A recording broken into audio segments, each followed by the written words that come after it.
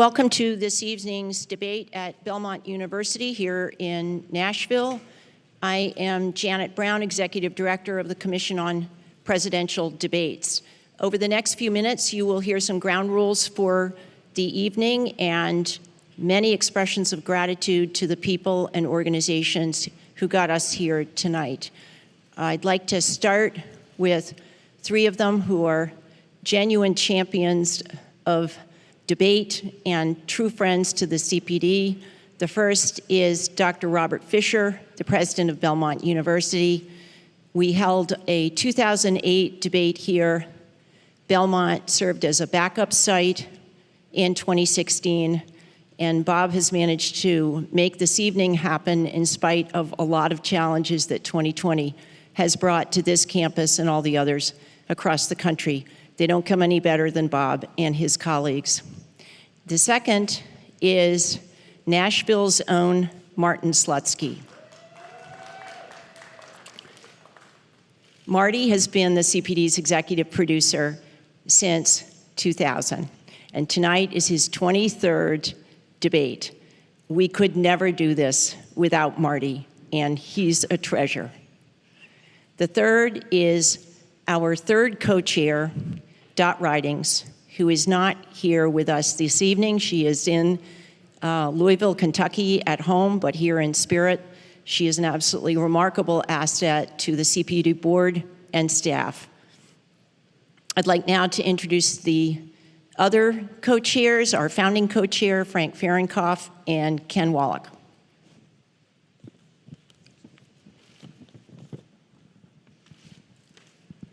Good evening, ladies and gentlemen, and I join Janet in welcoming you all to Belmont and to Nashville. And we really owe a great debt of gratitude to the city and to this university. They've been so courteous and working so hard for us. And what a beautiful place this is. I hope you all got a chance to walk around and see this marvelous campus. We also have a crew. You see some of the people working around. There are cameramen, lighting people, people who produce this great background. We have over 60 of them, and we've had 4 debates in 4 different parts of this country. And thanks to United Airlines, which stepped up to the plate and is providing free of charge air service for our entire crew back and forth from one city to another. And so we really owe United Airlines. Now this one sounds funny, but we also owe Anheuser-Busch a great thank you, not only for their beer, but for what they've done for this commission for many, many years. It's a little less of a lift now. Normally, if we were here with normal times, there'd be 900 of you probably in this audience. But with coronavirus, it just wasn't necessary for us to, and possible for us to do that.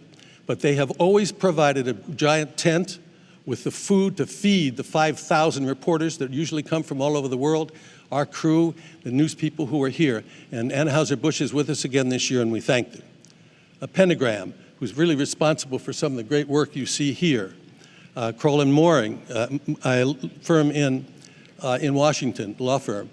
And tonight at the National Press Club in Washington, D.C., the National Press Club is putting on, for the 4th time, a media filing center. If those of you walk around the campus, you'll see a giant tent out here. And that's where media from all over the world are sitting at tables, watching this on television, and filing their stories. And many, many, because of the coronavirus, were not able to come here for this. And so the National Press Club has set up a national filing center a media filing center for them. Now, there's been a lot of controversy about this debate. And so I want to spend a few minutes telling you what the rules are, because I think there's been some misconceptions and misstatement of what the rules are.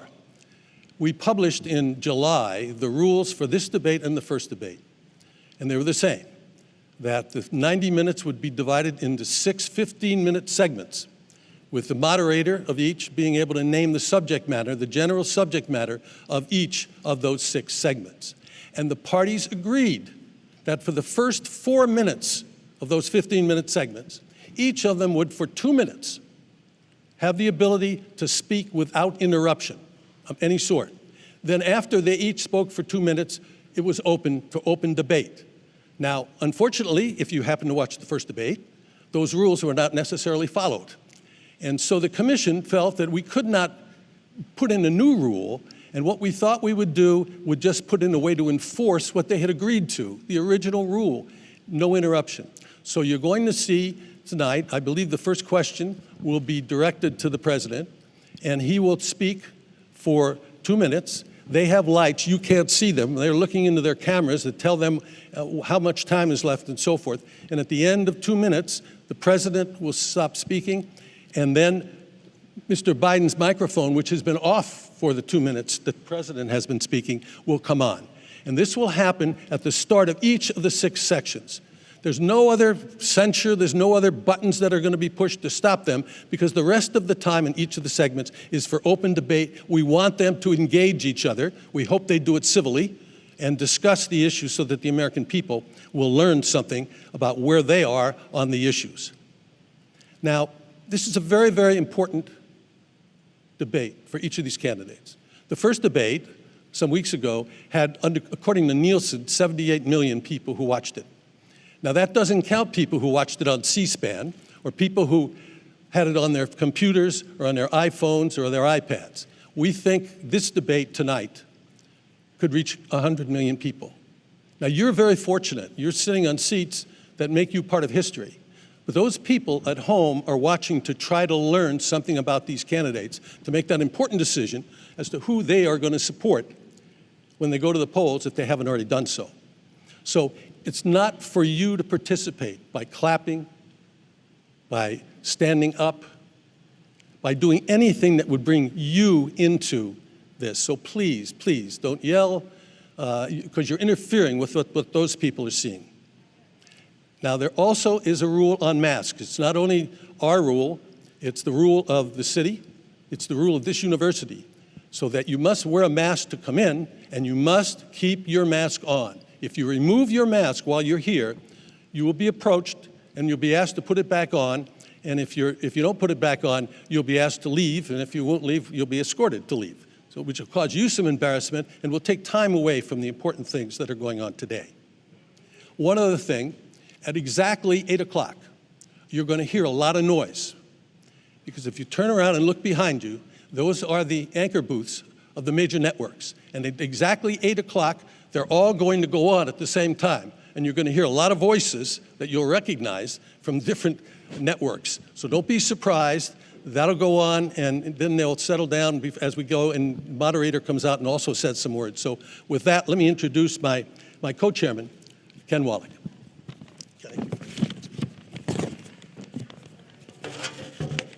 Good evening. I join Frank, Janet, and fellow board members, including Yvonne Howe and John Griffin, who are with us tonight, in welcoming you to the 24th presidential debate sponsored and organized by the Commission on Presidential Debates, and the second hosted by Belmont University.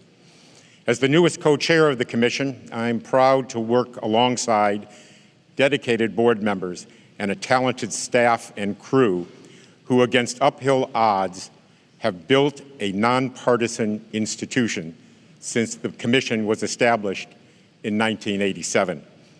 Our sole mission continues to be the holding of debates that serve and inform the American people. Now, please spare me a moment to explain the Commission's efforts. Debates have evolved over the past 3 decades.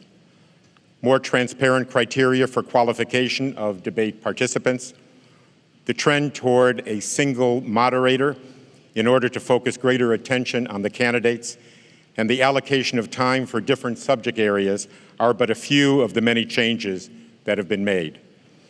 Many of the details for organizing the debates are left to agreement by the candidates themselves.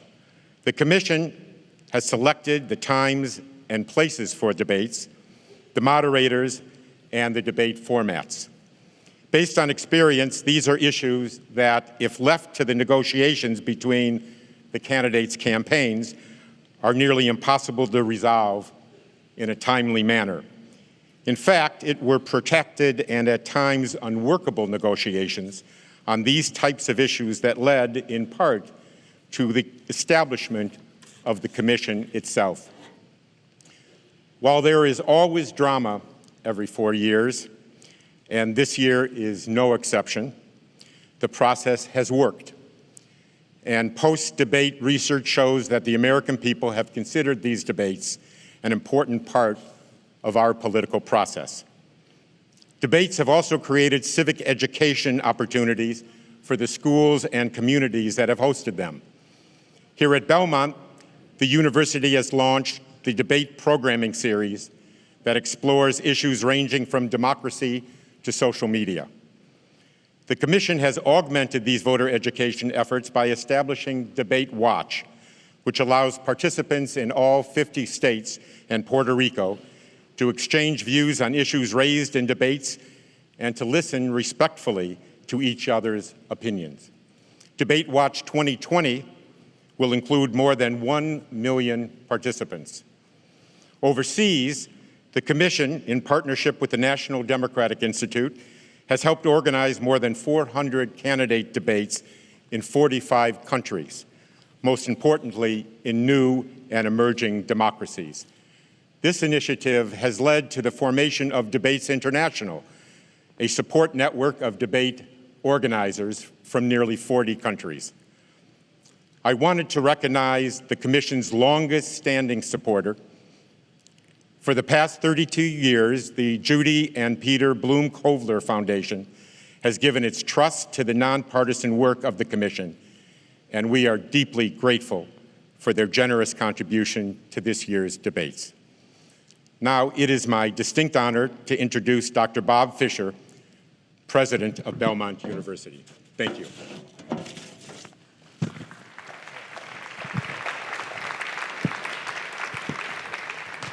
Thank you.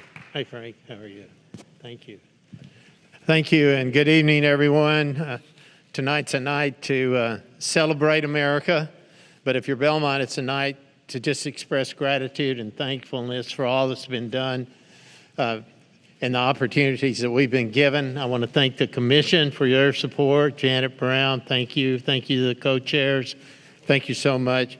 You know, it's one thing to be a partner when times are kind of easy. It's amazing when times get tough, that's when real partnerships get formed that stick. And this has been a bonding experience. So thank you so much to the Commission. Thank you to HCA Healthcare. They're the ones that have given you all these tests and have made sure that everybody here tonight is safe. Their goal was to make this the safest place in America tonight, along with the Secret Service, who I also want to thank, and Metro Police, who I want to thank. All together have made this the safest place in America tonight. I'm so grateful for that. Thank you, Mayor Cooper, for your support. Thank you, Governor Lee. Thank you to the Nashville Convention and Visitors Corporation and the Nashville Chamber of Commerce, all of you. But most of all, I just want to say a heartfelt thank you to the students of Belmont University for sharing their campus with you, all of you this week. This has been a complicated and unusual semester, to say the least. I want to thank the Ryman Hospitalities Corporation for taking several hundred of our students and letting them stay overnight last night and through the day today. I was worried the students would be complaining about that. Actually, they say they don't want to come back. They have a water park out there, and all, but we're going to get them back. But our students have embraced the challenge of living safely together, and we simply couldn't have done that without them. You're probably wondering who these two people are that are standing here beside me. Well, this is Molly Deakins, and this is Kendra Turner. They co-chaired the student volunteer group of 250 students who made this thing happen here at Belmont University, and I'm so grateful to them. Thank you, and thank all the Belmont volunteers for what you've done here. And finally, I have to say this. I've prayed enough about this happening that it'd be totally disingenuous if I didn't say thank you, God, that this is about to happen. God bless America. Thank you.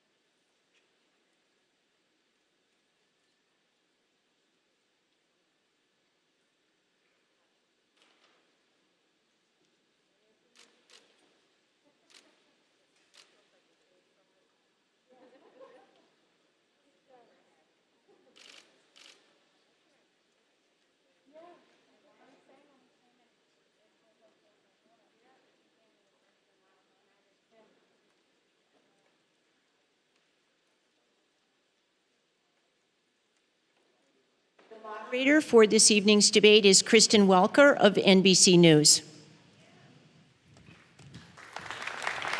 Good evening, everyone. Good evening. Thank you so much for being here. It is such an honor for me to moderate this debate tonight, the final debate. I want to welcome the First Family and the First Lady. We're so glad and thankful that you are feeling better. I want to welcome the Biden family, Dr. Jill Biden. Thank you all for being here tonight. We are so excited. We're looking forward to a really robust discussion. And the only thing I would reiterate are the CPD guidelines that when the candidates are talking, please hold any applause or any other reactions, except, of course, when they walk out. Make sure you cheer and loud and applause so that everyone can hear you.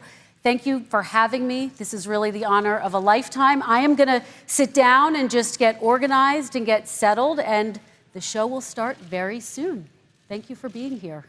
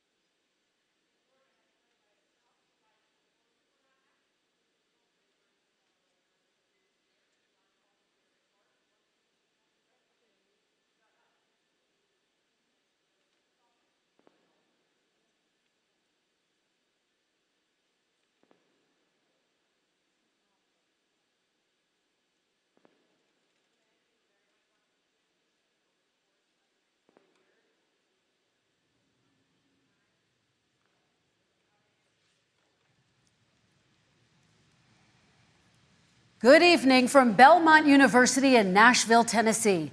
I'm Kristen Welker of NBC News, and I welcome you to the final 2020 presidential debate between President Donald J. Trump and former Vice President Joe Biden. Tonight's debate is sponsored by the Commission on Presidential Debates. It is conducted under health and safety protocols designed by the Commission's health security advisor. The audience here in the hall has promised to remain silent. No cheers, boos, or other interruptions, except right now, as we welcome to the stage former Vice President Joe Biden and President Donald J. Trump.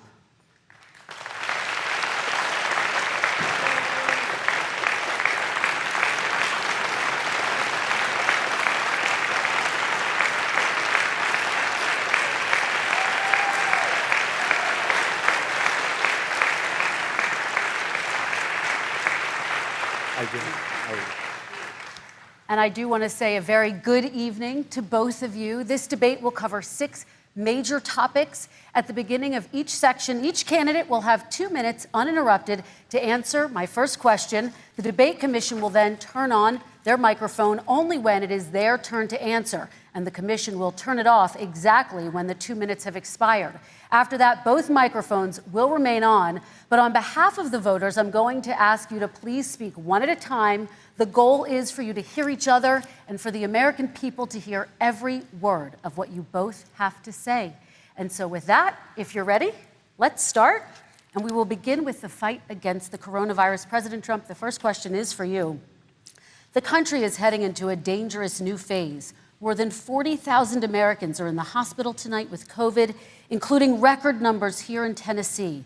And since the two of you last shared a stage, 16,000 Americans have died from COVID. So please be specific. How would you lead the country during this next stage of the coronavirus crisis? 2 minutes, uninterrupted. So, as you know, 2.2 million people modeled out were expected to die. We closed up the greatest economy in the world in order to fight this horrible disease that came from China. It's a worldwide pandemic. It's all over the world. You see the spikes in Europe and many other places right now. If you notice, the mortality rate is down 85%. The excess mortality rate is way down and much lower than almost any other country.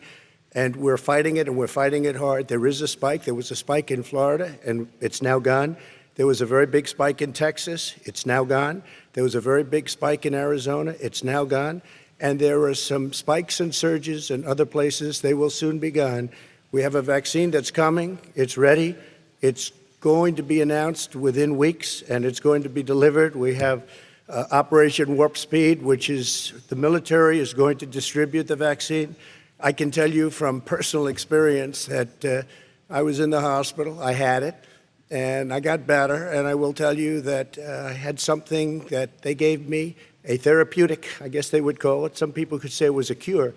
But I was in for a short period of time, and I got better very fast, or I wouldn't be here tonight. And now they say I'm immune. Whether it's 4 months or a lifetime, nobody's been able to say that, but I'm immune. More and more people are getting better. We have a problem that's a worldwide problem. This is a worldwide problem. But I've been congratulated by the heads of many countries on what we've been able to do. If you take a look at what we've done in terms of goggles and masks and gowns and everything else, and in particular ventilators. We're now making ventilators all over the world, thousands and thousands a month, distributing them all over the world. It will go away, and as I say, we're rounding the turn, we're rounding the corner. It's going away. Okay, former Vice President Biden, to you, how would you lead the country out of this crisis? You have 2 minutes uninterrupted. 220,000 Americans dead.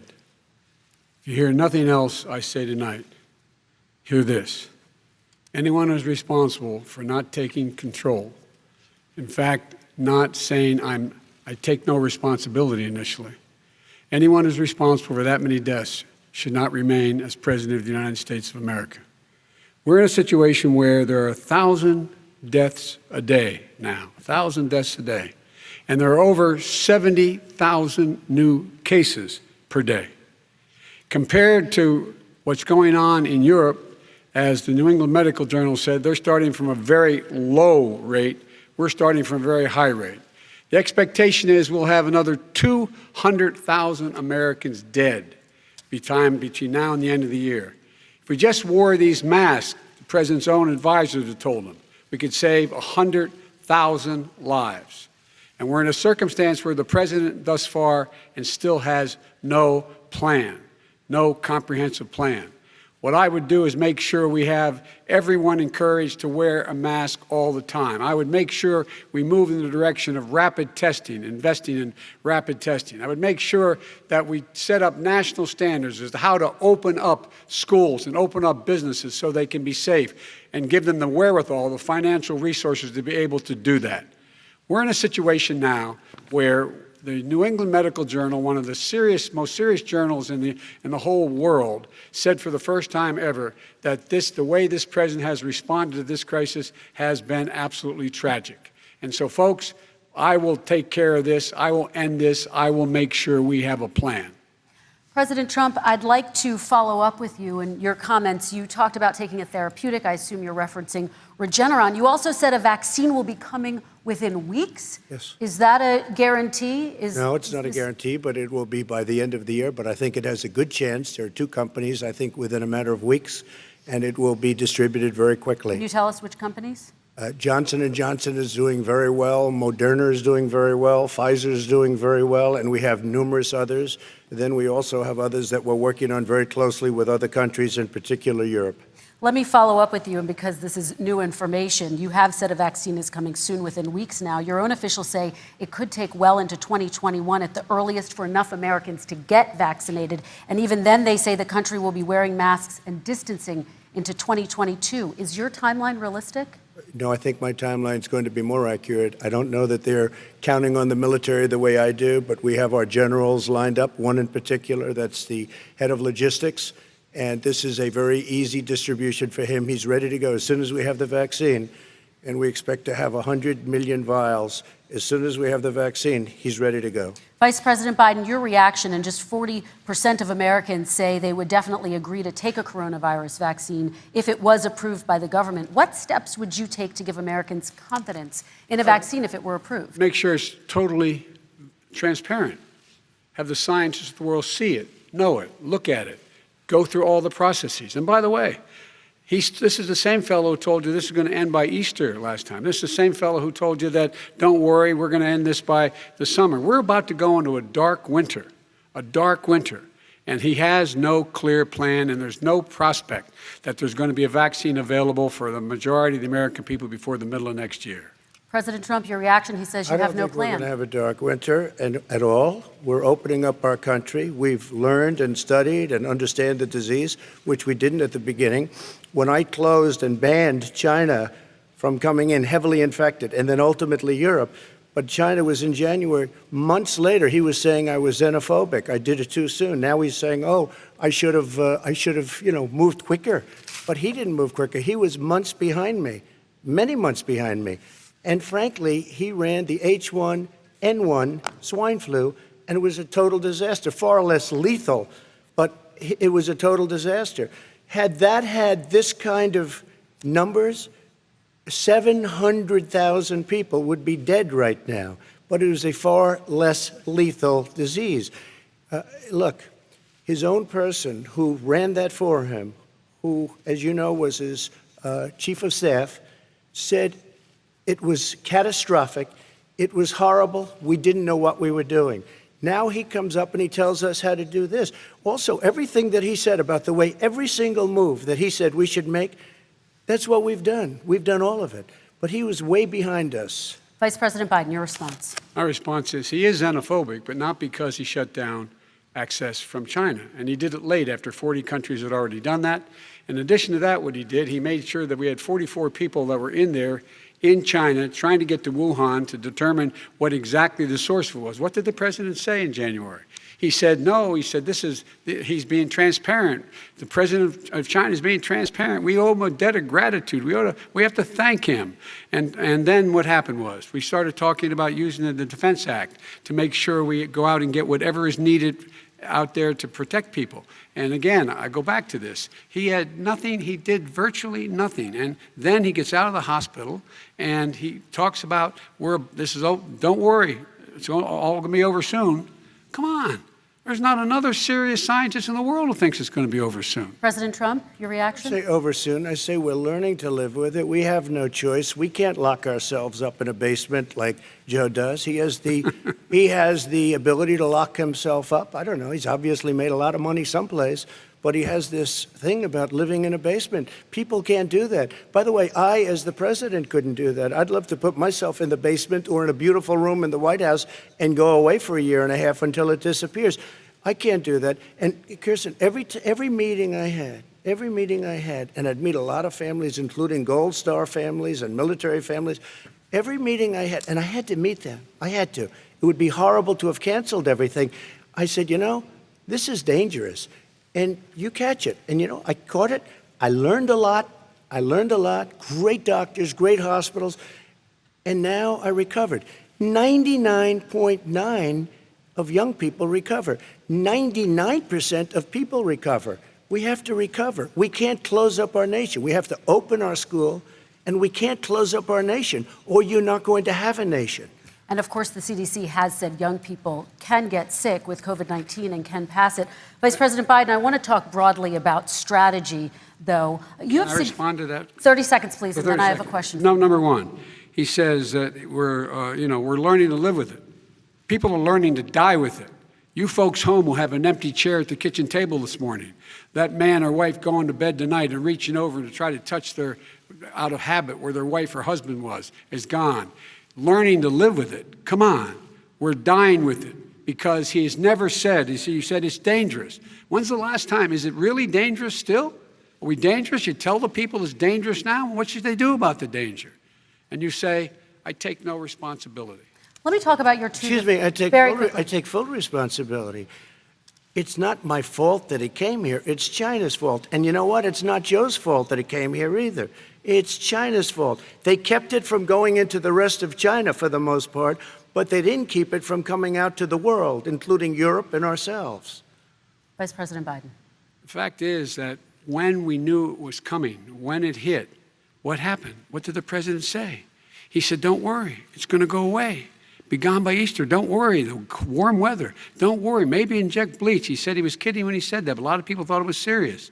A whole range of things the president has said. Even today, he thinks we are in control. We're about to lose 200,000 more people. President Trump. Look, perhaps just to finish this, I was kidding on that, but just to finish this, when I closed, he said I shouldn't have closed. And that went on for months. Nancy Pelosi said the same thing. She was dancing on the streets in Chinatown in San Francisco. But when I closed, he said, this is a terrible thing, you're xenophobic. I think he called me racist even, and because I was closing it to China. Now he says I should have closed it earlier. Joe, it doesn't work. I didn't say either of those things. You certainly did. You certainly did. I talked about a xenophobia in a different context. It wasn't about closing the border to Chinese coming to the United States. All right, I want to talk about both of your different strategies to handling He thought this. I shouldn't have closed the border. Well, that's obvious. Do you want to respond to that quickly, Vice President Biden? Okay. Let's talk about your different strategies toward dealing with this. Mr. Vice President, you suggested you would support new shutdowns if scientists recommended it. What do you say to Americans who are fearful that the cost of shutdowns, the impact on the economy, the higher rates of hunger, depression, domestic and substance abuse outweighs the risk of exposure to the virus? What I would say is I'm going to shut down the virus, not the country. It's his ineptitude that caused the country to have to shut down in large part.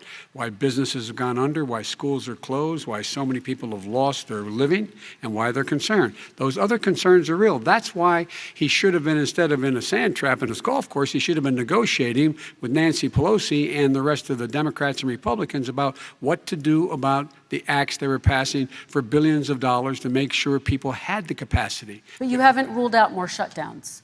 Well, no, I'm not shutting down the neighborhood, but there are, look, you need standards. The standard is if you have a reproduction rate in a community that's above a certain level, everybody says, slow up, more social distancing, do not open bars and do not open gymnasiums, do not open until you get this under control. under more control.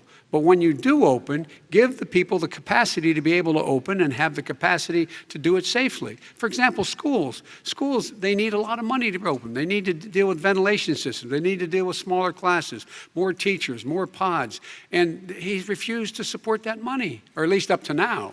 Let's talk about schools. President Well, Trump, I think we have to respond, if I might. please, and then I have a follow-up. Thank you, and I appreciate that. Look, all he does is talk about shutdowns, but forget about him. His Democrat governors, Cuomo in New York, you look at what's going on in California, you look at Pennsylvania, North Carolina, Democrats all, they're shut down so tight, and they're dying. They're dying. And he supports all these people. All he talks about is shutdowns. No, we're not going to shut down, and we have to open our schools. And it's like, as an example, I have a young son. He also tested positive. By the time I spoke to the doctor the second time, he was fine. It just went away. Young people, I guess it's their immune system. Let me follow up with you, President Trump. You've demanded schools open in person and insist they can do it safely. But just yesterday, Boston became the latest city to move its public school system entirely online after a coronavirus spike. What is your message to parents who worry that sending their children to school will endanger not only their kids, but also their teachers and families? I want to open the schools. The transmittal rate to the teachers is very small, but I want to open the schools. We have to open our country. We're not going to have a country. You can't do this. We can't keep this country closed. This is a massive country with a massive economy. People are losing their jobs. They're committing suicide. There's depression, alcohol, drugs at a level that nobody's ever seen before. There's abuse, tremendous abuse.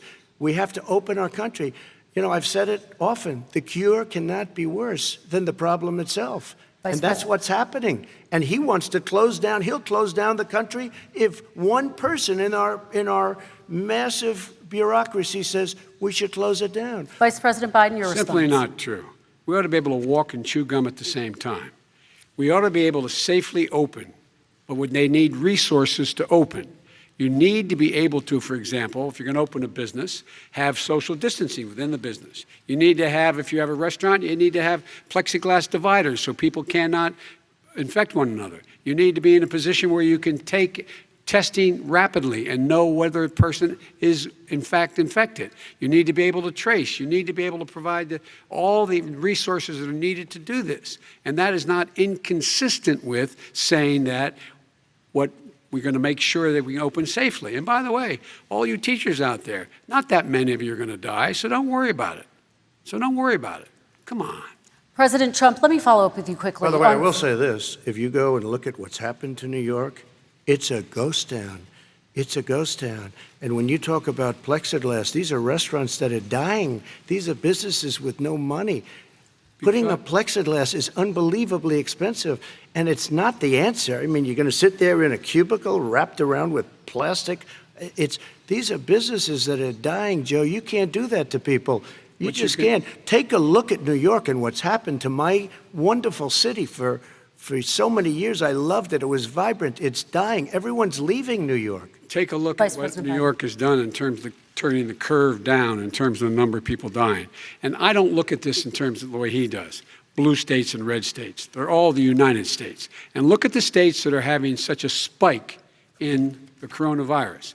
They're the red states. They're the states in the Midwest. They're the states in the upper Midwest. That's where the spike is occurring significantly. But they're all Americans. They're all Americans. And what we have to do is say, wear these masks, number one. Make sure we get the help that the businesses need that has money's already been passed to do that. It's been out there since the beginning of the summer, and nothing's happened. Kristen, New York has lost more than 40,000 people, 11,000 people in nursing homes. President Trump, what about... When you say spike, take a look at what's happening in Pennsylvania, where they've had it closed. Take a look at what's happening with your friend in Michigan, where her husband's the only one allowed to do anything. It's been like a prison. Now it was just ruled unconstitutional. Take a look at North Carolina. They're having spikes, and they've been closed. And they're getting killed financially. We can't let that happen, Joe. You can't let that happen. We have to open up. And we understand the disease. We have to protect our seniors. We have to protect our elderly. We have to protect especially our seniors with heart problems and diabetes problems. And we will protect them. We have the best testing in the world by far. That's why we have so many cases. Let me follow up with you before we move on to our next section. President Trump, this week you called Dr. Anthony Fauci, the nation's best-known infectious disease expert, quote, a disaster. You described him and other medical experts as, quote, idiots. If you're not listening to them, who are you listening to as you fight this? I'm listening to all of them, including Anthony. I get along very well with Anthony. But he did say, don't wear masks. He did say, as you know, this is not going to be a problem. I think he's a Democrat, but that's okay. He said, this is not going to be a problem. We are not going to have a problem at all. When Joe says that, I said, Anthony Fauci said, and others, and many others, and I'm not knocking him a lot. Nobody knew. Look, nobody knew what this thing was. Nobody knew where it was coming from, what it was. We've learned a lot. But Anthony said, don't wear masks. Now he wants to wear masks. Anthony also said, if you look back, exact words, here's his exact words. This is no problem. This is going to go away soon. So he's allowed to make mistakes. He happens to be a good person. Vice President Biden, your response quickly, and then we're going to move on to the next section. My response is that think about what the president knew in January and didn't tell the American people. He was told this was a serious virus that spread in the air, and it was much worse than the flu. He went on record and said to one of your colleagues, recorded, that in fact he knew how dangerous it was, but he didn't want to tell us. He didn't want to tell us because he didn't want us to panic. He didn't want us, Americans don't panic. He panicked. But guess what? In the meantime, we find out in the New York Times the other day that, in fact, his folks went to Wall Street and said this is a really dangerous thing. And a memo out of that meeting, not from his administration, but from some of the brokers, said sell short because we got to get moving. It's a dangerous problem. Well, this is I'm going to give you 30 seconds to respond, and then we're going to move on. The Wall Street one, I don't know. Somebody went to Wall Street. You're the one that takes all the money from Wall Street. I don't take it. I have. You have raised a lot of money. Tremendous amounts of money. And every time you raise money, deals are made, Joe. I could raise so much more money. As president and as somebody that knows most of those people, I could call the heads of Wall Street, the heads of every company in America. I would blow away every record, but I don't want to do that because it puts me in a bad position. And then you bring up Wall Street. You shouldn't be bringing up Wall Street because you're the one that takes the money from Wall Street, not me. I could blow away your records that, like you wouldn't believe. We don't need money. We have plenty of money. In fact, we beat Hillary Clinton with a tiny fraction of the money that she was able to. All right, gentlemen, we're going to move on. Don't tell me about Wall Street. Average contribution, $43. All right, we're going to move on to our next section, which is national security. And I do want to start with the security of our elections and some breaking news from overnight. Just last night, top intelligence officials confirmed again that both Russia and Iran are working to influence this election. Both countries have obtained U.S. voter registration information, these officials say, and Iran sent intimidating messages to Florida voters. This question goes to you, Mr. Vice President. What would you do to put an end to this threat? You have 2 minutes uninterrupted. I made it clear, and I ask everyone else to take the pledge. I made it clear that any country, no matter who it is, that interferes in American elections will pay a price. They will pay a price. And it's been overwhelmingly clear this election, I won't even get into the last one, this election, that Russia has been involved, China has been involved to some degree, and now we learn that Iran is involved. They will pay a price if I'm elected. They're interfering with American sovereignty. That's what's going on right now. They're interfering with American sovereignty. And to the best of my knowledge, I don't think the president said anything to Putin about it. I don't think he's talking to them a lot. I don't think he said a word. I don't know why he hadn't said a word to Putin about it. And I don't know what he has recently said, if anything, to the Iranians. My guess is he'd probably be more outspoken with regard to the Iranians. But the point is this, folks. We are in a situation where we have foreign countries trying to interfere in the outcome of our election. His own national security advisor told him that what is happening with his buddy, I will.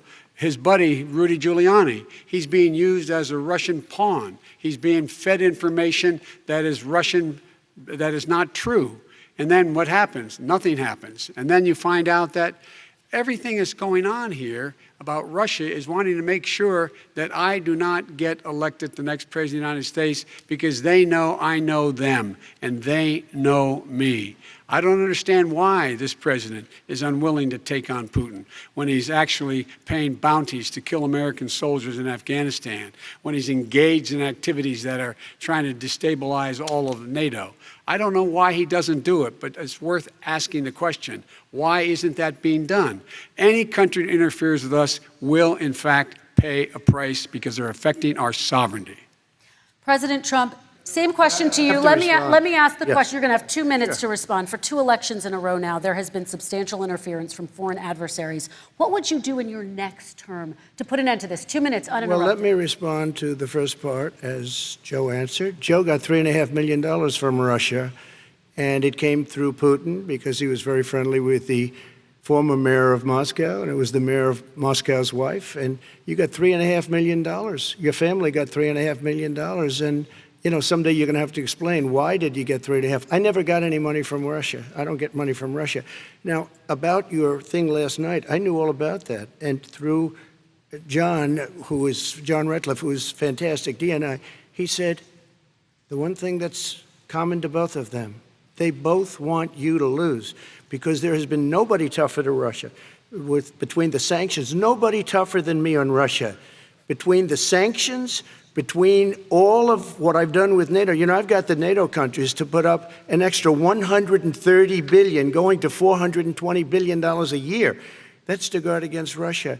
I sold, while he was selling pillows and sheets, I sold tank busters to Ukraine. There has been nobody tougher on Russia than Donald Trump. And I'll tell you, they were so bad. They took over the submarine port. You remember that very well. During your term, during you and Barack Obama, they took over a big part of what should have been Ukraine. You handed it to them, but you were getting a lot of money from Russia. They were paying you a lot of money, and they probably still are. But now, with what came out today, it's even worse. All of the emails, the horrible emails of the kind of money that you were raking in, you and your family. And Joe, you were vice president when some of this was happening, and it should have never happened. And I think you owe an explanation to the American people. Why is it? Somebody just had a news conference a little while ago who was essentially supposed to work with you and your family, but what he said was damning. And regardless of me, I think you have to clean it up and talk to the American people. Maybe you can do it right now. Vice President Biden, you may respond. 30 seconds. And then I do want to follow up on the election security. I have not taken a penny from any foreign source ever in my life. We learned that this president paid 50 times the tax in China, has a secret bank account with China, does business in China, and in fact is talking about me taking money. I have not taken a single penny from any country whatsoever, ever. Number one. Number two, this is a president, I have released all of my tax returns, 22 years. Go look at them. 22 years of my tax return. You have not released a single solitary year of your tax return. What are you hiding? Why are you unwilling? The foreign countries are paying you a lot.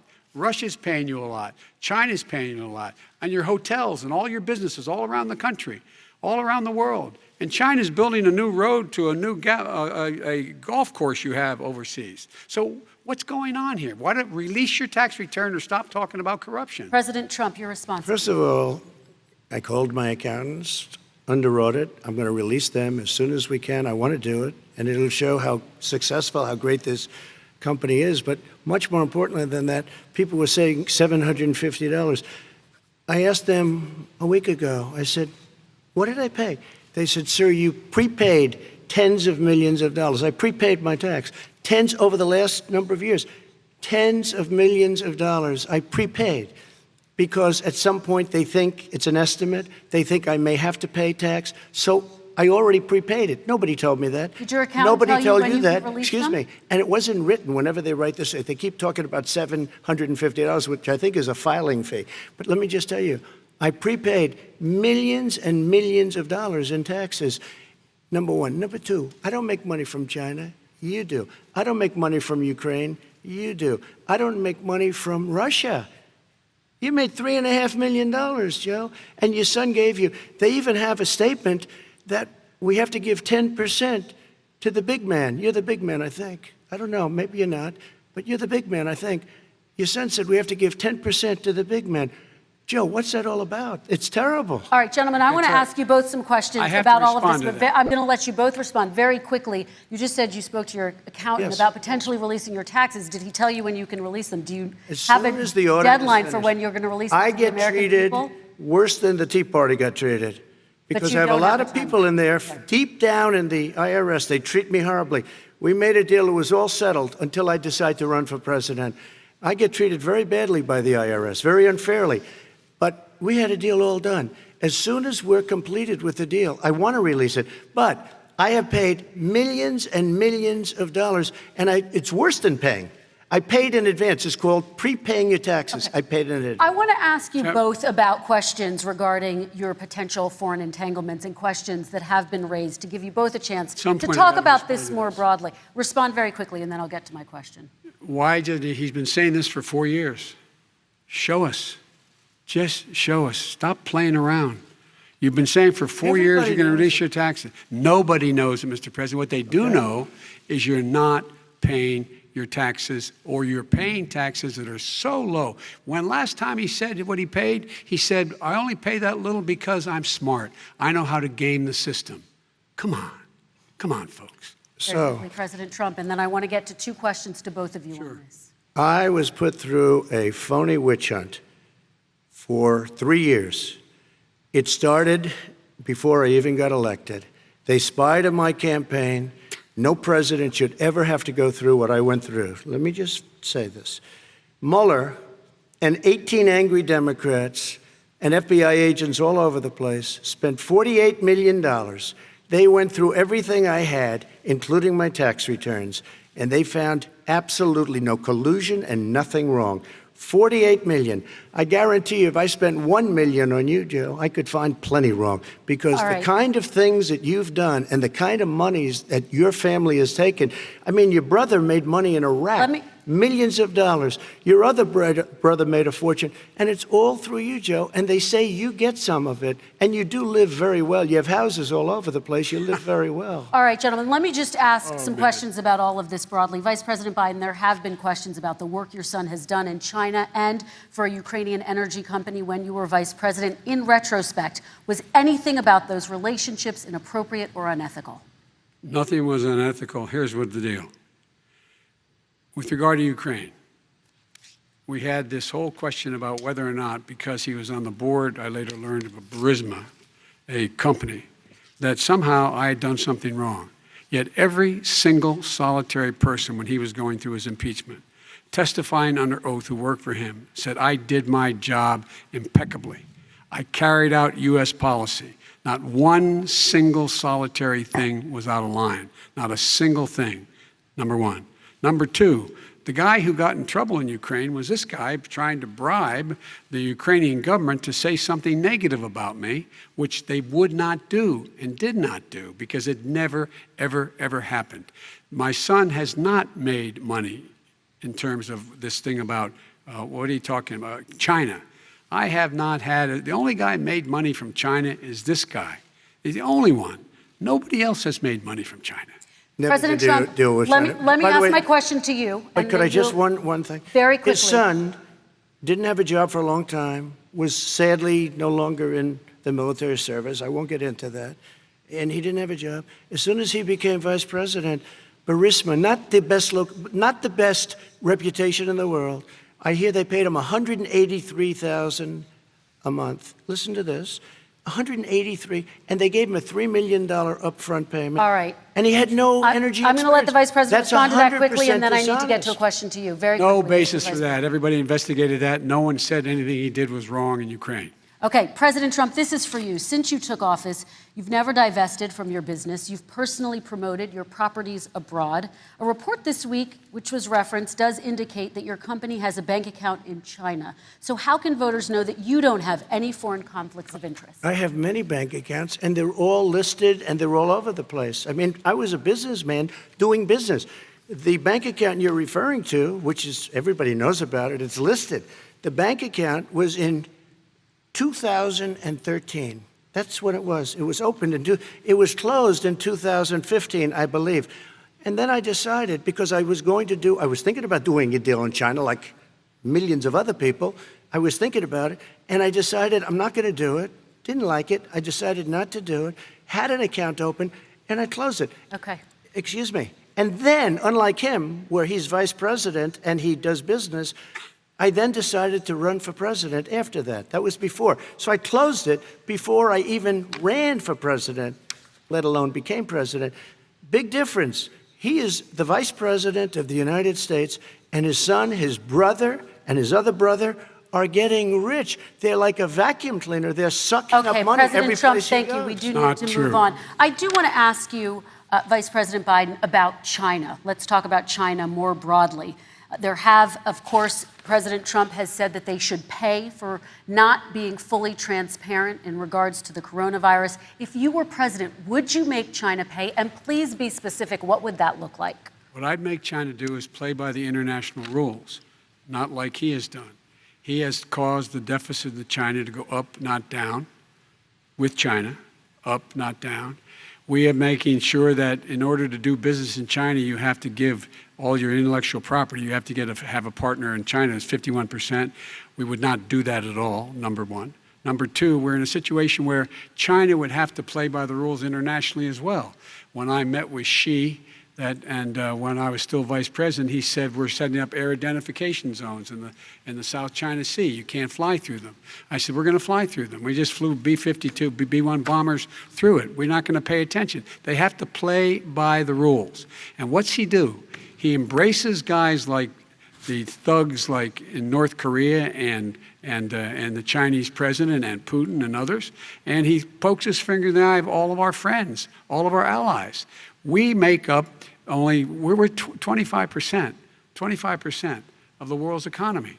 We need to be having the rest of our friends with us saying to China, these are the rules. You play by them or you're going to pay the price for not paying by them economically. That's the way I will run it, and that's what we did in upholding steel tariffs and a range of other things when we were president and vice president. All right, let's talk about North Korea. Excuse me, no, I have to respond to that. Okay, very quickly, and then His we're son going to move walked on out to with North $1.5 billion from China to Not manage after true. spending 10 minutes in office and being in Air Force Two, number one. Number two, there's a very strong email talking about your family wanting to make $10 million a year for introductions. President Trump, on China policy, true. though, what No, but wait a specifically are minute. you going to do? What specifically are you going to do to make China pay? You've said you're going First to of make all, them pay. China is paying. They're paying billions and billions of dollars. I just gave New $28 billion. sanctions? New Listen, sanctions? I just gave $28 billion to our farmers. because Taxpayers' China, money. It's what? Taxpayers' money. Didn't come from Yeah, China. you know who the taxpayer is? It's called China. China paid true. $28 billion, and you know what they did to pay it, Joe? They devalued their currency, and they also paid up. And you know who got the money? Our farmers, our great farmers, because they were targeted. You never charged them anything. Also, I charged them 25% on dumped steel because they were killing our steel industry. We were not going to have a steel industry. Okay. And now we have a steel Okay, industry. Vice President Biden, your response, please. Our response is, look, this isn't about, there's a reason why he's bringing up all this malarkey. There's a reason for it. He doesn't want to talk about the substantive issues. It's not about his family and my family. It's about your family. And your family's hurting badly. If you're making if you're a middle-class family, you're getting hurt badly right now. You're sitting at the kitchen table this morning deciding, well, we can't get new tires, they're bald because we have to wait another month or so. Or are we going to be able to pay the mortgage? Or who's going to tell her she can't go back to community college? They're the decisions you're making in the middle-class families like I grew up in Scranton and Claymont. They're in trouble. We should be talking about your families, but that's the last thing he wants to talk about. I want That is a to talk typical about statement. North Korea. Excuse me, just I do for want 1 to turn second, to please. 10 seconds, Mr. President. That's 10 a seconds. typical political statement. Let's get off this China thing, and then he looks, the family, around the table, everything. Just a typical politician when I see that. Let's talk I'm about not North a typical Korea now. politician. Okay, That's why I President got elected. Let's talk let's about- get off the subject of China. Let's talk sitting around the table. All right. Come on, Joe, you can do better. We're going to talk about North Korea now. President Trump, you've met with North Korean leader Kim Jong-un 3 times. You've talked about your beautiful letters with him. You've touted the fact that there hasn't been a war or a long-range missile test. And yet North Korea recently rolled out its biggest ever intercontinental ballistic missile and continues to develop its nuclear arsenal. Do you see that as a betrayal of the relationship you No. forged? Just 30 seconds here because we need to get on to the next. So when I met with Barack Obama. We sat in the White House right at the beginning, had a great conversation. It was supposed to be 15 minutes, and it was well over an hour. He said the biggest problem we have with North Korea. He indicated we will be in a war with North Korea. Guess what? It would be a nuclear war, and he does have plenty of nuclear capability. In the meantime, I have a very good relationship with him. Different kind of a guy, but he probably thinks the same thing about me. We have a different kind of a relationship.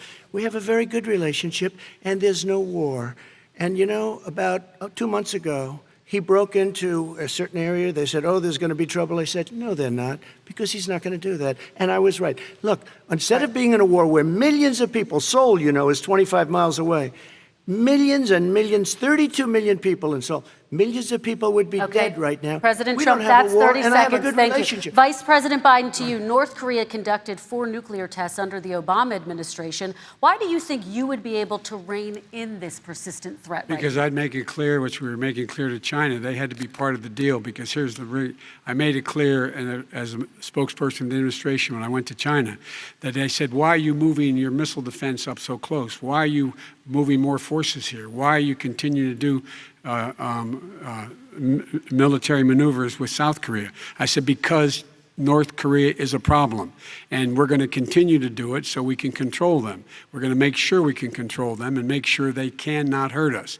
And so if you want to do something about it, step up and help. If not, it's going to continue. What has he done? He's legitimized North Korea. He's talked about his good buddy who's a thug, and he talks about how we're better off. And they have much more capable missiles, able to reach U.S. territory much more easily than ever did before. Let me follow up with you, Vice President Biden. You've said you wouldn't meet with Kim Jong-un without preconditions. Are there any conditions under which you would meet with him? On the condition that he would agree that he would be drawing down his nuclear capacity to get the Korean Peninsula should be a nuclear-free zone. All right, let's move on to American families. Kristen, they tried Very to quickly, meet with 10 him. seconds, They President. tried to meet with him. He wouldn't do it. He didn't like Obama. He didn't like him. He wouldn't do it. Okay, I know got to for a give him a fact they chance to tried. respond to that He before we wouldn't move do on. it. You And know, that's okay. You know what? North Korea, we're not in a war. We have a good relationship. You know, people don't understand. Having a good President relationship Trump, with we have leaders to move of other on, 'cause countries we have is a lot a of good thing. We have a lot of questions to get Yes, to. not That's a Your like response. saying we had a good relationship with Hitler before he, in fact, invaded Europe, the rest of Europe. Come on. The reason he would not meet with President Obama is because President Obama said, we're going to talk about denuclearization. We're not going to legitimize you, and we're going to continue to put stronger and stronger sanctions on you. That's why he wouldn't meet with us. All right, And it didn't move happen. on. Let's Excuse move on me. and talk about He left American me a families. mess, Kristen. President Trump, okay, we do They need to move left on. me a mess. North Korea was a mess. We And need in to fact, move if on you so that remember we the can get first to 2 all or of our 3 other months, questions tonight, there was a President very Trump. dangerous period in my first 3 months before we sort of worked things out a little bit. Okay. There was a they left us a mess. And Obama would be, I think, the first to say it was the single biggest problem he thought that our country had. Okay, let's move on to American families and the economy. One of the issues that's most important to them is health care, as you both know. Today, there was a key vote on a new Supreme Court Justice, Amy Coney Barrett, and health care is at the center of her confirmation fight. Over 20 million Americans get their health insurance through the Affordable Care Act. It's headed to the Supreme Court, and your administration, Mr. President, is advocating for the court to overturn it. If the Supreme Court does overturn that law, those 20 million Americans could lose their health insurance almost overnight. So what would you do if those people have their health insurance taken away? You have 2 minutes uninterrupted. Sure. First of all, I've already done something that nobody thought was possible. Through the legislature, I terminated the individual mandate. That is the worst part of Obamacare, as we call it. The individual mandate where you have to pay a fortune for the privilege of not having to pay for bad health insurance. I terminated. It's gone. Now it's in court because Obamacare is no good. But then I made a decision. Run it as well as you can to my people, great people. Run it as well as you can. I could have gone the other route and made everybody very unhappy. They ran it. Premiums are down. Everything's down. Here's the problem. No matter how well you run it, it's no good. What we'd like to do is terminate it. We have the individual mandate done. I don't know that it's going to work. If we don't win, we will have to run it, and we'll have Obamacare, but it'll be better run. But it no longer is Obamacare, because without the individual mandate, it's much different.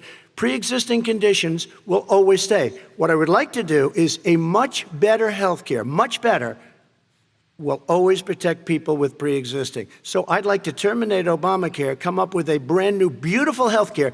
The Democrats will do it because there'll be tremendous pressure on them, and we might even have the House by that time, and I think we're going to win the House, okay? You'll see, but I think we're going to win the House.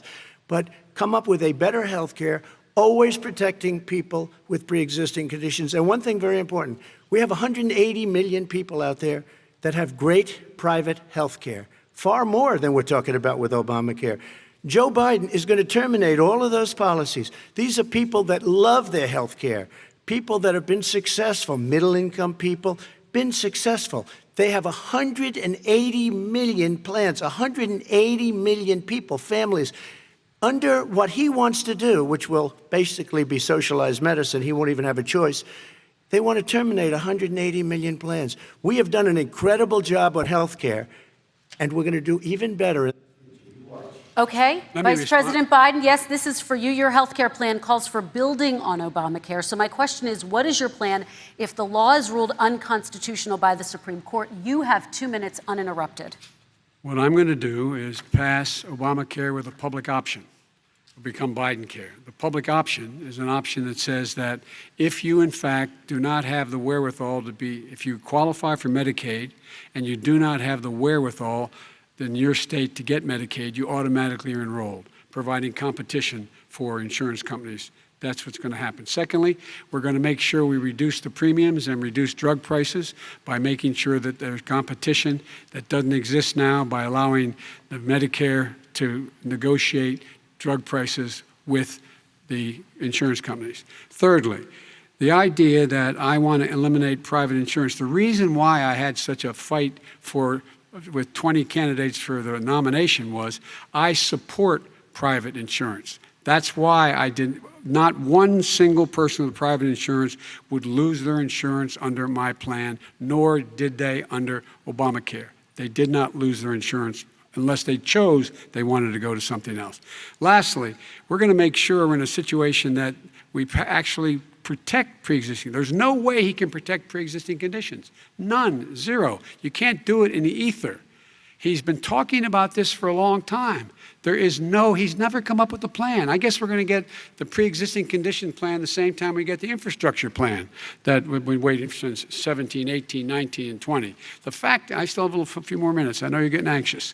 The fact is that he's already cost the American people, because of his terrible handling of the COVID virus and the economic spillover, 10 million people have lost their private insurance. And he wants to take away 22 million more people who have it under Obamacare, and over 110 million people with pre-existing conditions. And all the people from COVID are going to have pre-existing conditions. What are they going to do?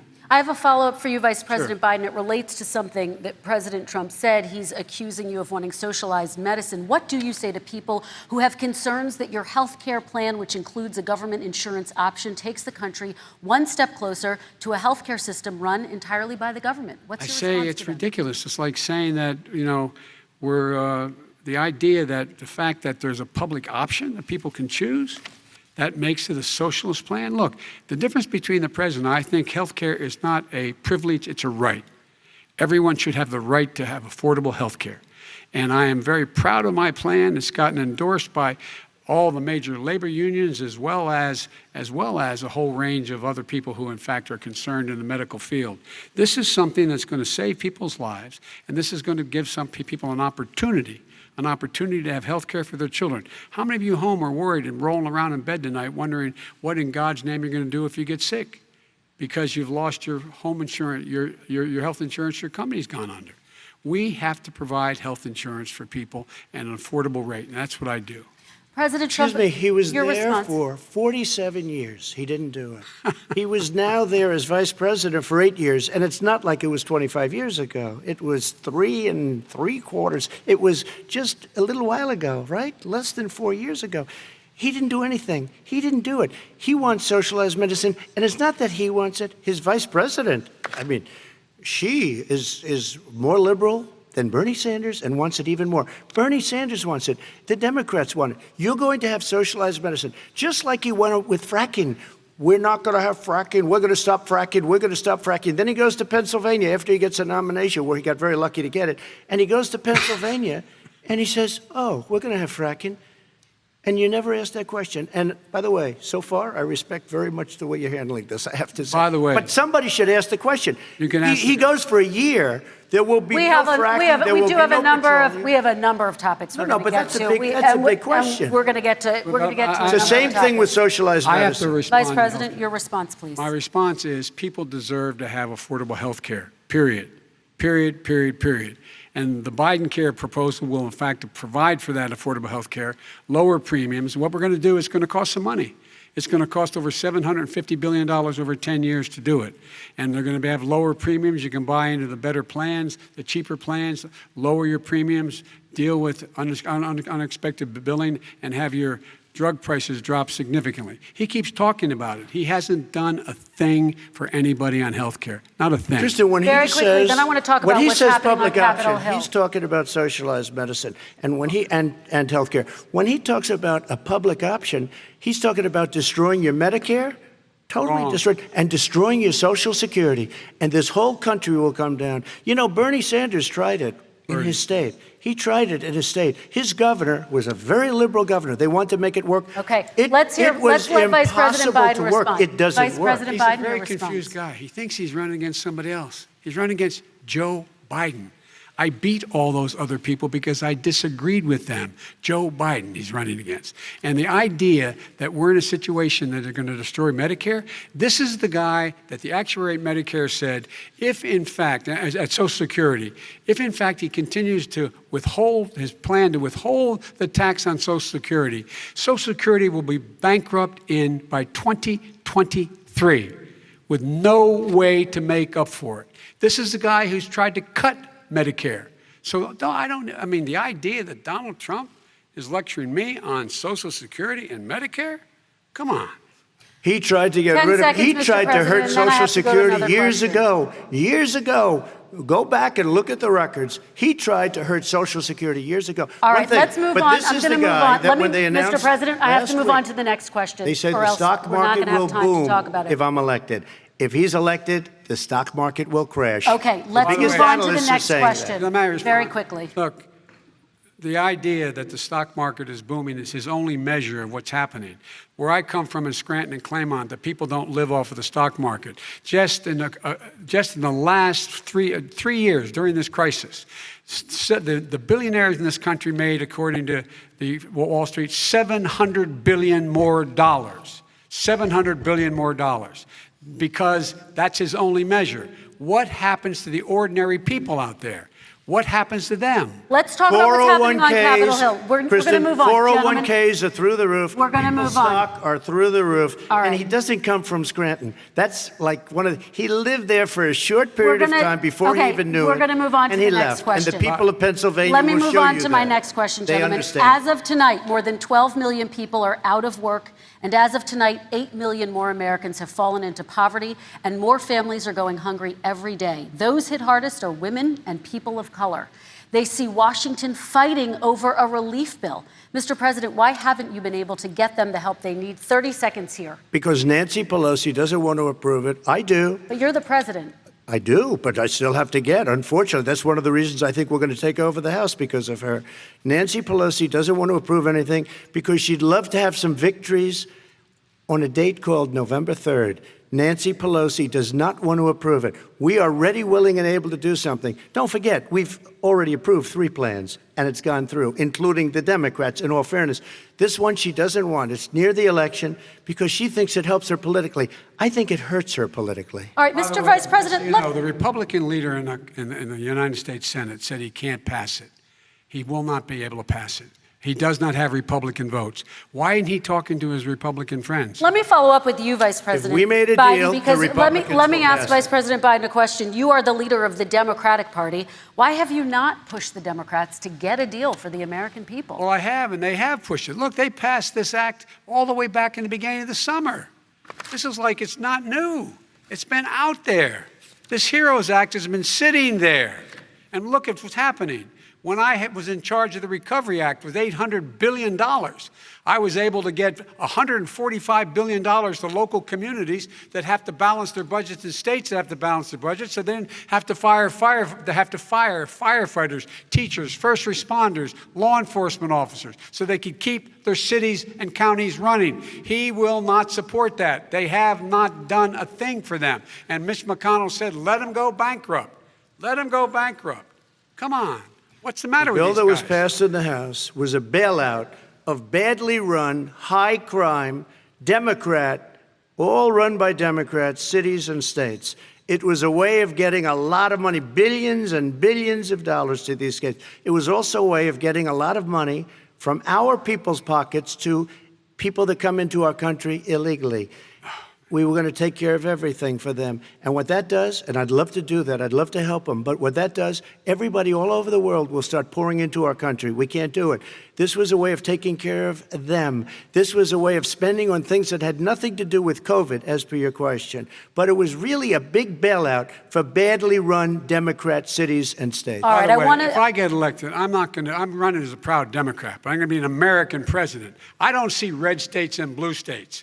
What I see is American, United States. And folks, every single state out there finds themselves in trouble. They're going to start laying off, whether they're red or blue, cops, firefighters, first responders, teachers, because they have to balance their budget. And the founders were smart. They allowed the federal government to deficit spend to compensate for the United States of America. I want to talk about the minimum wage, gentlemen. Mr. Vice President, we are talking a lot about struggling small businesses and business owners these days.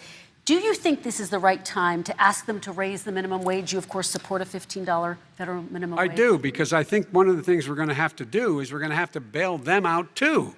We should be bailing them out now, those small businesses. You got 1 in 6 of them going under. They're not going to be able to make it back. They passed a package that allows us to be able to call PPP. Money is supposed to go to help them do everything from organize how they can deal with their businesses being open safely. Schools, how they can make classrooms smaller, how they can hire more teachers, how they can put ventilation systems in. They need the help. The businesses as well as the schools need the help. But these guys will not help them. Is not giving them any of the money. We are going to move on to immigration, one thing very but I quickly, want to get your we have reaction. to help our small businesses by raising the minimum wage. That's not helping. I think it should be a state option. Alabama is different than New York. New York is different from Vermont. Every state is different. It should be a state option. You said very recently. We have to help. It's very important. We have to help our small businesses. How are you helping your small businesses when you're forcing wages? What's going to happen, and what's been proven to happen, is when you do that, these small businesses fire many of their employees. You said very recently you would consider raising the federal minimum wage to $15 an hour. You said recently you would consider raising the federal minimum wage to $15 an hour. Is that still the case? And I would consider it to an extent, but in what I really like, in a second administration, but not to a level that's going to put all these businesses out of business. It should be a state option. Look, I've lived in different places. I know different places. They're all different. Some places, $15 is not so bad. In other places, other states, $15 would be Okay, President ruinous. Trump, thank you. Quick response, Vice President Biden. 2 jobs, 1 job, be below poverty. People are making $6, $7, $8 an hour. These first responders, we all clap for as they come down the street because they've allowed us to make it. What's happening? They deserve a minimum wage of $15. Anything below that puts you below the poverty level. And there is no evidence that when you raise the minimum wage, businesses go out of business. That is simply not true. We're going to talk about immigration. We're going to talk about immigration now, gentlemen, and we're going to talk about families within this context. Mr. President, your administration separated children from their parents at the border, at least 4,000 kids. You've since reversed your zero-tolerance policy, but the United States can't locate the parents of more than 500 children. So how will these families ever be reunited? Children are brought here by coyotes and lots of bad people, cartels, and they're brought here, and they used to use them to get into our country. We now have as strong a border as we've ever had. We're over 400 miles of brand new wall. You see the numbers, and we let people in, but they have to come in legally, and they come in through merit. But how will you reunite these kids with their families, Let me just tell you, Mr. President? they built cages. You know, they used to say, I built the cages, and then they had a picture in a certain newspaper, and it was a picture of these horrible cages, and they said, look at these cages. President Trump built them, and then it was determined they were built in 2014. That was him. Do you They have a built plan to cages. reunite the kids? Yes, with we're their working on families? it we're trying very hard. But a lot of these kids come out without the parents. They come over through cartels and through coyotes and through gangs. Vice President Biden, let me bring you into this 525 conversation. Quick response and then another question to you. These 500 plus kids came with parents. They separated them at the border to make it a disincentive to come to begin with. Real tough. We're really strong. And guess what? They cannot, it's not coyotes didn't bring them over. Their parents were with them. They got separated from their parents.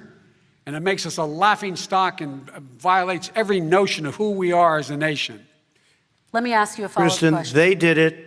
We changed the policy. Your response they to that? They did it. We changed. did not They built the separate cages. they- Who built the cages, Joe? Let's talk about what Who we're built the talking about. cages, Let's Joe? talk about what we're talking about. What happened?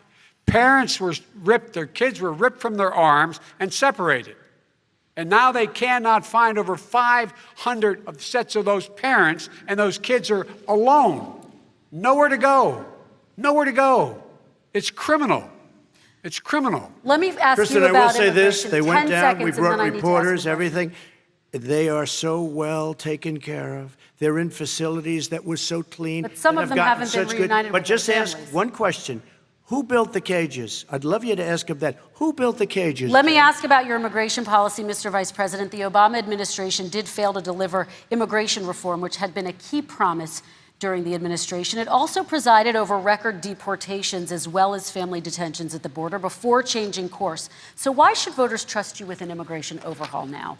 Because we made a mistake. It took too long to get it right. It took too long to get it right. I'll be president of the United States, not vice president of the United States. And the fact is, I've made it very clear. Within 100 days, I'm going to send to the United States Congress a pathway to citizenship for over 11 million undocumented people. And all of those so-called dreamers, those DACA kids, they're going to be immediately certified again to be able to stay in this country and put on a path to citizenship. The idea that they are being sent home by this guy, and they want to do that, is they've gone to a country they've never seen before.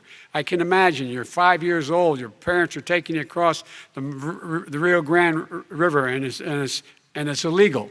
And you say, oh no, Mom, leave me here. I'm not going to go with you.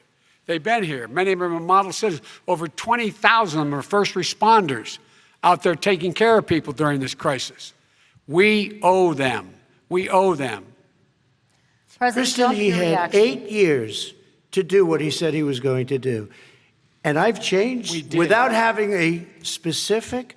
We got rid of catch and release. We got rid of a lot of horrible things that they put in and that they lived with. But he had 8 years he was vice president. He did nothing except build cages to keep children in. Vice President Wrong. Biden, your response. The catch and release, you know what he's talking about there?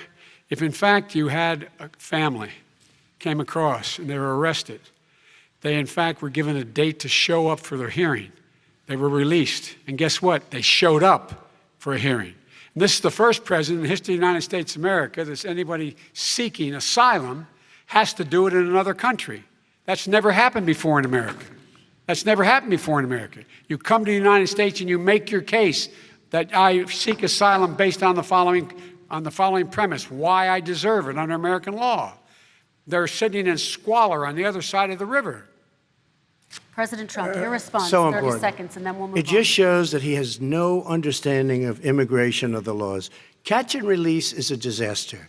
A murderer would come in, a rapist would come in, a very bad person would come in. We would take their name. We have to release them into our country. And then you say they come back. Less than 1% of the people come back. We have to send ICE out and Border Patrol out to find them. We would say, come back in 2 years, 3 years. We're going to give you a court case. You need Perry Mason. We're going to give you a court case. When you say they come back, they don't come back, Joe. do. They never come back. Only the really, I hate to say this, but those with the lowest IQ, they might come back. Okay, But they're President very, Trump, let's very give few. Vice President Biden a chance to respond, and then we're going to move on to the You next don't know section. the law, Joe. Vice President Biden, your response. Know the law, what he's telling you is simply not true. Well, check it out. They don't come back. Check it out.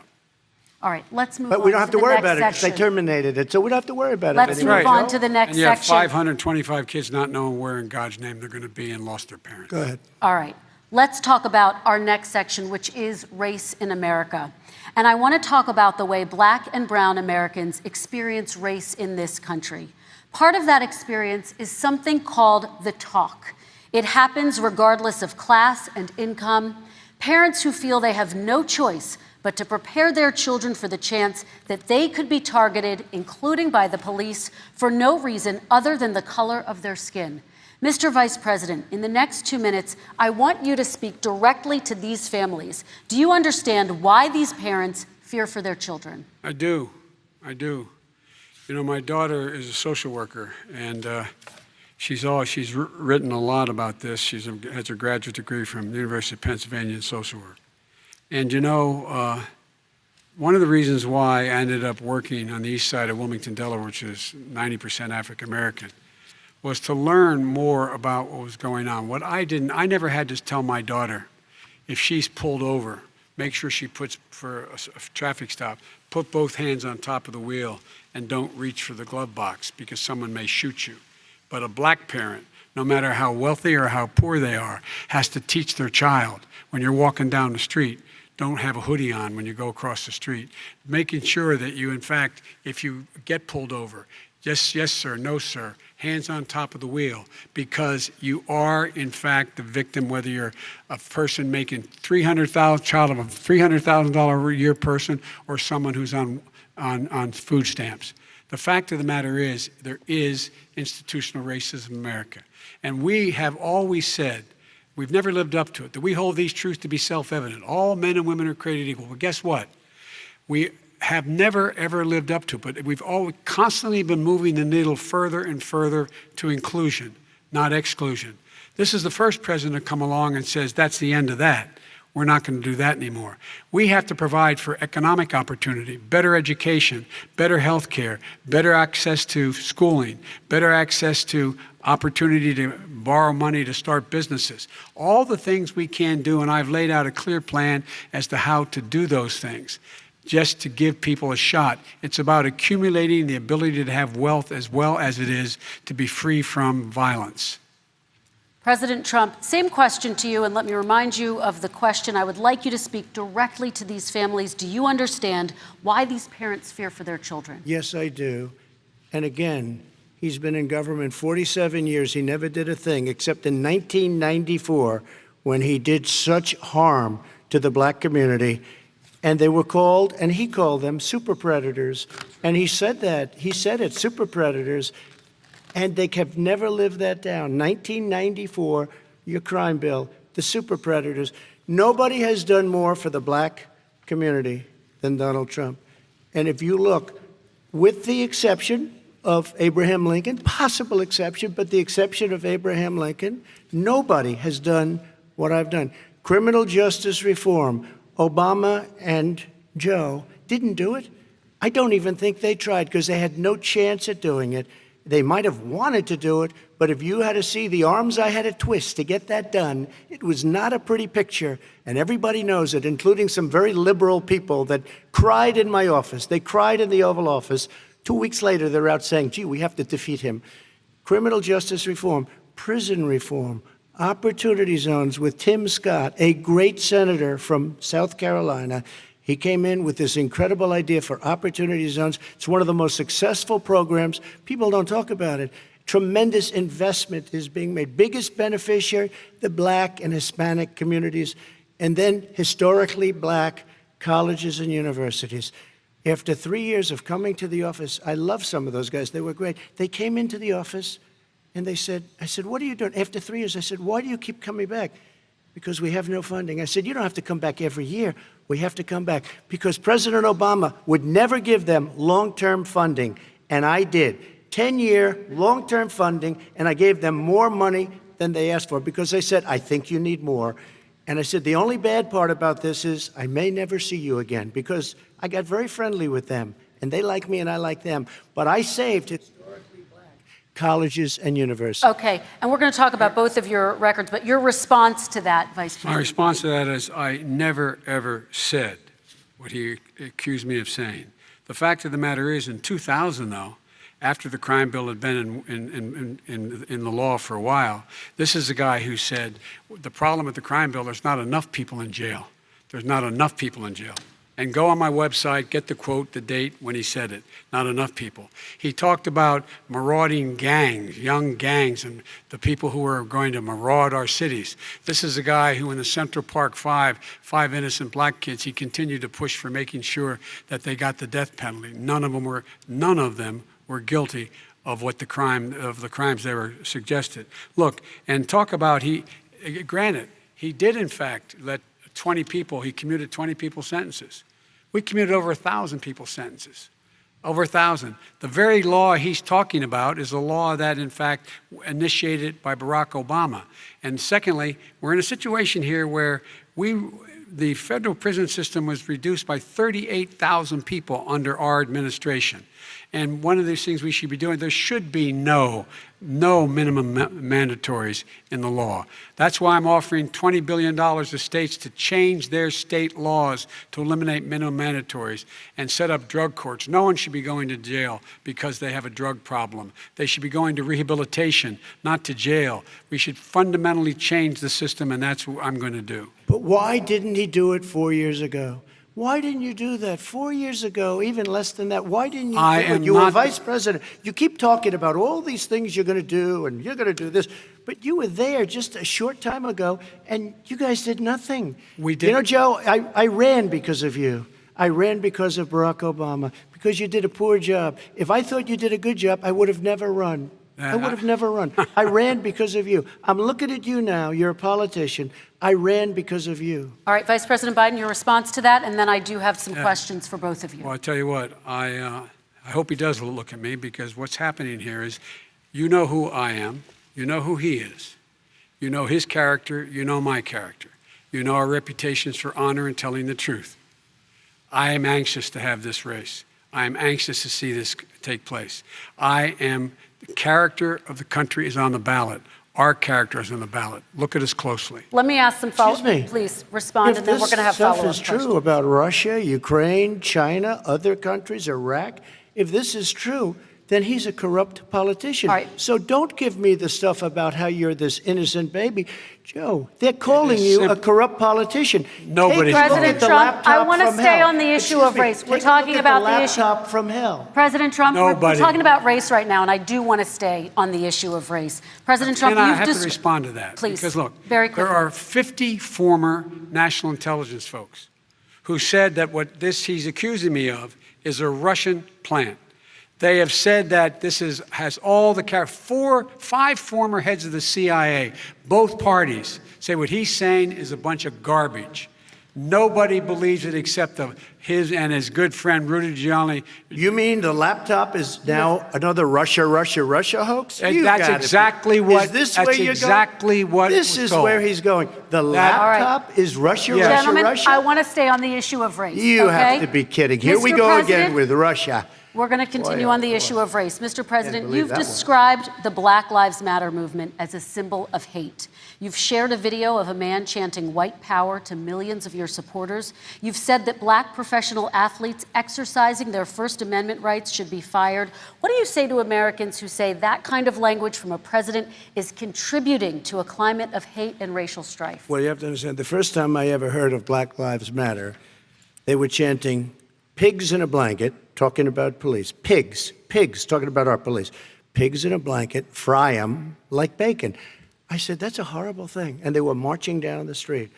And that was my first glimpse of Black Lives Matter. I thought it was a terrible thing. As far as my relationships with all people. I think I have great relationships with all people. I am the least racist person in this room. Well, what do you say to Americans who are concerned by that rhetoric? I don't know. I don't know what to say. I got criminal justice reform done and prison reform and opportunity zones. I took care of black colleges and universities. I don't know what to say. They can say anything. They can say anything. It makes me sad because I am the least racist person. I can't even see the audience because it's so dark. But I don't care who's in the audience. I'm the least racist person in this room. Okay. Vice President Biden, let me ask you very quickly, and then I have a follow-up question for you. Abraham Lincoln here is one of the most racist presidents we've had in modern history. He pours fuel on every single racist fire. Every single one. Started off his campaign coming down the escalator saying he's going to get rid of those Mexican rapists. He's banned Muslims because they're Muslims. He has moved around and made everything worse across the board. He says about the poor boys, last time we were on stage here, he said, I told them to stand down and stand ready. Come on. This guy is a dog whistle about as big as a foghorn. President Trump, I'm going to give you 10 seconds to respond, and then I have a follow-up. He made a reference to Abraham Lincoln. Where did that come in? You said you're Abraham Lincoln. No, where did that? No. You said, I said not since Abraham Lincoln has anybody done what I've done for the black community. And I'm saying, I didn't say I'm Abraham Lincoln. I said not since Abraham Lincoln has anybody done what I've done for the black community. Now, you have done nothing other than the crime bill, which put oh, God. Tens of thousands of black men, mostly, in jail. All right, let me and you know what? let me they ask remember Vice it President because if you Biden look a at what's question. happening with the voting right now, Let me ask they Vice remember President that Biden you treated them about very, very badly. Just take a look at what's happening out there. Vice President Biden, let me give you a chance to respond within this context. Crime bills that you supported in the 80s and 90s contributed to the incarceration of tens of thousands of young black men who had small amounts of drugs in their possession. They are sons, they are brothers, they're fathers, they're uncles, whose families are still to this day, some of them suffering the consequences. So speak to those families. Why should they vote for you? One of the things is that in the 80s, we passed 100%, all 100 senators voted for it, a bill on drugs and how to deal with drugs. It was a mistake. I've been trying to change the sense, and particularly the portion on cocaine. That's why I've been arguing that, in fact, we should not send anyone to jail for a pure drug offense. They should be going into treatment across the board. That's what we should be spending money on. That's why I set up drug courts, which were never funded by our Republican friends. They should not be going to jail for a drug or an alcohol problem. They should be going into treatment. That's what we've been trying to do. That's what I'm going to get done because I think the American people have now seen that, in fact, it was a mistake to pass those laws relating to drug. But they were not in the crime bill. But why didn't he get it done? See, it's all talk, no action with these politicians. Why didn't he get it done? That's what I'm going to do when I become president. You were vice president along with Obama as your president, your leader, for 8 years. Why didn't you get it done? You had 8 years to get it done. Now you're saying you're going to get it done because you're all talk and no action, Jim. We got a lot of it done. We released 38,000. We got 38,000 prisoners left from the. You got nothing done. 38,000 prisoners were released from federal prison. There were over 1,000 people who were given clemency. In fact, we're the ones that put in the legislation saying we could look at pattern and practice of police departments and what they were doing, how they were conducting themselves. I could go on, but we began the process. We lost an election. That's why I'm running to win back that election and change his terrible policy. I just asked one question. Why didn't you do it in the 8 years, a short time ago? Why didn't you do it? You just said, I'm going to do that, I'm going to do this. You put tens of thousands of mostly black young men in prison. Now you're saying you're going to undo that. Why didn't you get it done? You had 8 years with Obama. You know why, Joe? Because you're all talk and no action. All right, Vice President Biden, and then we're going to move on to the next section. We had a Republican Congress. That's the answer. Well, you got to talk them into it, Joe. Sometimes all right. You got to talk them into it. We're going to move on to our next section, like I did with criminal justice reform. I had to talk Democrats into it. Gentlemen, we're running out of time, so we got to get on to climate change, please. You both have very different visions on climate change. President Trump, you say that environmental regulations have hurt jobs in the energy sector. Vice President Biden, you have said you see addressing climate change as an opportunity to create new jobs. For each of you, how would you both combat climate change and support job growth at the same time? Starting with you, President Trump, you have 2 minutes uninterrupted. So we have the Trillion Trees program. We have so many different programs. I do love the environment, but what I want is the cleanest, crystal clear water, the cleanest air. We have the best, lowest number in carbon emissions, which is a big standard that I notice Obama goes with all the time. Not Joe. I haven't heard Joe use the term because I'm not sure he knows what it represents or means, but I have heard Obama use it. And we have the best carbon emission numbers that we've had in 35 years under this administration. We are working so well with industry, but here's what we can't do. Look at China, how filthy it is. Look at Russia. Look at India. It's filthy. The air is filthy. The Paris Accord, I took us out because we were going to have to spend trillions of dollars, and we were treated very unfairly. When they put us in there, they did us a great disservice. They were going to take away our businesses. I will not sacrifice tens of millions of jobs, thousands and thousands of companies because of the Paris Accord.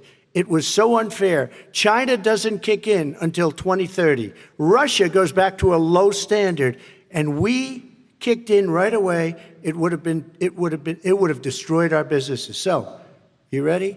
We have done an incredible job environmentally. We have the cleanest air, the cleanest water, and the best carbon emission standards that we've seen in many, many years. Vice President And we Biden. haven't destroyed our industries. Vice President Biden, 2 minutes to you, uninterrupted. Climate change and climate warming, global warming, is an existential threat to humanity. We have a moral obligation to deal with it. And we're told by all the leading scientists in the world we don't have much time. We're going to pass the point of no return within the next 8 to 10 years. 4 more years of this man eliminating all the regulations that were put in by us to clean up the climate, to limit emissions, will put us in a position where we're going to be in real trouble. Here's where we have a great opportunity. I was able to get both all the environmental organizations as well as labor, the people worried about jobs, to support my climate plan.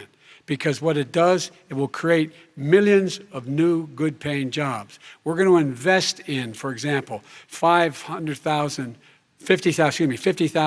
charging stations on our highways so that we can own the electric car market of the future. In the meantime, China is doing that. We're going to be in a position where we're going to see to it that we're going to take 4 million existing buildings and 2 million existing homes and retrofit them so they don't leak as much energy, saving hundreds of millions of barrels of oil in the process and creating significant number of jobs.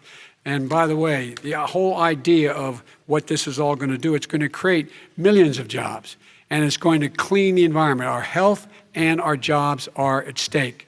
That's what's happening. And what right now, by the way, Wall Street firms indicated that my plan will in fact create 18.6 million jobs, 7 million more than his. This is from Wall Street.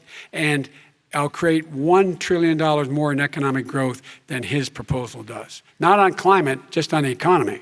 President Trump, you're Today came out and said very strongly, $6,500 will be taken away from families under his plan, that his plan is an economic disaster. If you look at what he wants to do, if you look at his plan, his environmental plan, you know who developed it?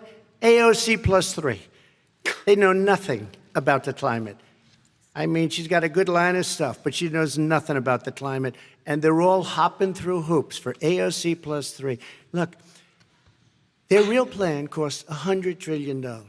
If we had the best year in the history of our country for 100 years, we would not even come close to a number like that. When he says buildings, they want to take buildings down because they want to make bigger windows into smaller windows. As far as they're concerned, if you had no window, it would be a lovely thing. This is the craziest plan that anybody has ever seen. And this wasn't done by smart people. This wasn't done by Anybody, frankly, I don't even know how it can be good All right. politically. They want to spend $100 trillion. That's their real number. He's trying to say it was 6. It's $100 trillion. They want to knock down buildings and build new buildings with little, tiny, small windows. I mean, and many other things. Okay. And many other things. Let me have the Vice President It respond, is and we're running out of crazy. time, and we have a lot And more you'll questions to destroy get our to. country. So let's hear from the Vice President. I have a number more questions. I don't know where he comes from. I don't know where he comes up with these numbers. Queens. $100 trillion. Give me a break. This plan was endorsed by every major environmental group and every labor group. Labor, because they know the future lies. The future lies in us being able to breathe, and they know there are good jobs in getting us there. And by the way, the fastest growing industry in America is solar energy and wind. He thinks wind causes cancer, windmills. It's the fastest growing jobs, and they pay good prevailing wages, $45, $50 an hour. We can grow and we can be cleaner if we go the route I'm proposing. President Trump, Excuse me. please We are respond, and then I have some We are follow-ups. energy independent for the first time. We don't need all of these countries that we had to fight war over because we needed their energy. We are energy independent. I know more about wind than you do. It's extremely expensive, kills all the birds, it's very intermittent, it's got a lot of problems, and they happen to make the windmills in both Germany and China. And the fumes coming up, if you're a believer in carbon emission, the fumes coming up to make these massive windmills is more than anything that we're talking about with natural gas, which is very clean. One other thing. Find me a scientist Solar. who said that. I love solar, but solar doesn't quite have it yet. It's not powerful yet to really run our big, beautiful factories that we need to compete with the world. So False. It's all a pipe dream. But you know what we'll do? We're going to have the greatest economy in the world. But if you want to kill the economy, get rid of your oil industry. You want, and what about fracking? All right, now, let me allow fracking. Vice President Biden to I respond. never said I oppose fracking. You said it on tape. I did. Show the tape. Put it on your website. I'll put it on. Put it on the website. The fact of the matter is Showed he's it last flat lying. Would you rule out banning fracking? I do rule out banning fracking because the answer, we need other industries to transition to get to ultimately a complete zero emissions by 2025. What I will do with fracking over time is make sure that we can capture the emissions from the fracking, capture the emissions from gas. We can do that, and we can do that by investing money in doing it, but it's a transition to that. I have one more question in this pod, and then Excuse me, we have. he was against fracking. He said it. I will show that to you tomorrow. I am against fracking. Until he got the nomination, went to Pennsylvania, then he said, but you know what, Pennsylvania? He'll be against it very soon because his party is totally against it. Fracking on federal land, I said. No fracking and or oil on federal Let land. me ask this I final did. question in this section, and then I want to move on to our final section. President Trump, people of color are much more likely to live near oil refineries and chemical plants. In Texas, there are families who worry the plants near them are making them sick. Your administration has rolled back regulations on these kinds of facilities. Why should these families give you another 4 years in office? The families that we're talking about are employed heavily, and they're making a lot of money, more money than they've ever made. If you look at the kind of numbers that we produce for Hispanic, for Black, for Asian, it's 9 times greater, the percentage gain, than it was under, in 3 years, than it was under 8 years of the 2 of them, to put it nicely. 9 times more. Now, somebody lives, I have not heard the numbers or the statistics that you're saying, but they're making a tremendous amount of money economically. We saved it, and I saved it again a number of months ago when oil was crashing because of the pandemic. Okay. We saved it. We got, say what you want about relationship, we got Saudi Arabia, Mexico, and Russia to cut back, way back. We saved our oil industry, and now it's very vibrant again. All right. And everybody has very inexpensive gasoline. Remember Vice President Biden, your response, and then we're going to have a final question for both of you. My response is that those people live on what they call fence lines. He doesn't understand this. They live near chemical plants that, in fact, pollute, chemical plants and oil plants and refineries that pollute. I used to live near that when I was growing up in Claymont, Delaware. and all the more oil refineries in Marcus Hook and the Delaware River than there is any place, including in Houston at the time. When my mom get in the car and when there was first frost to drive me to school, turn in the windshield wiper, there'd be oil slick in the window. That's why so many people in my state were dying and getting cancer. The fact is, those frontline communities, it doesn't matter what you're paying them, it matters how you keep them safe. What do? And you impose restrictions on the pollutions the pollutants coming out of those fence line communities. Okay, I have one final question. Would he close down the oil industry? It falls. Would you close down the falls. oil By the way, I industry? would transition from the oil industry, yes. Oh, I will that's transition. a big statement. It is a big statement. That's a big because statement. I would stop. Why would you do that? Because the oil industry pollutes significantly. I see. And here's the deal. But That's you a can't big do statement. that. Well, if you let me finish the statement, because it has to be replaced by renewable energy over time. And I'd stop giving to the oil industry, I'd stop giving them federal subsidies. He won't give federal subsidies to the gas, to solar and wind. Yeah. Why are we giving it to oil industry? We actually do All give right. it to solar and wind. We And have that's one maybe the final biggest question. statement in terms of business. That's the biggest statement. Okay. Because We have basically one what he's final saying question, is he is Mr. going to President. destroy the oil industry. Will you remember that, Texas? Will you Okay. remember that, Pennsylvania, Oklahoma? Vice President Biden, let me give you 10 seconds to respond, and then Ohio. I have to get to the final question. Vice President Biden. He takes everything out of context, but the point is, look, we have to move toward a net zero emissions. The first place to do that by the year 2035 is in energy production, by 2050 totally. All right. One Is he gonna final get question China to both to do of you. it? No, we're finished with Is this. he We going have to to get move on China to to our do it? final question. We have to I'm move going on to to our rejoin final Paris question. Accord and make China abide by what they agreed to. All right, That'll this cost you is $1 about trillion. leadership, gentlemen. And this first question does go to you, President Trump. Imagine this is your inauguration day. What will you say in your address to Americans who did not vote for you? You'll each have 1 minute, starting with you, Mr. We have to make a country totally successful as it was prior to the plague coming in from China. Now we're rebuilding it, and we're doing record numbers, 11.4 million jobs in a short period of time, et cetera. But I will tell you, go back.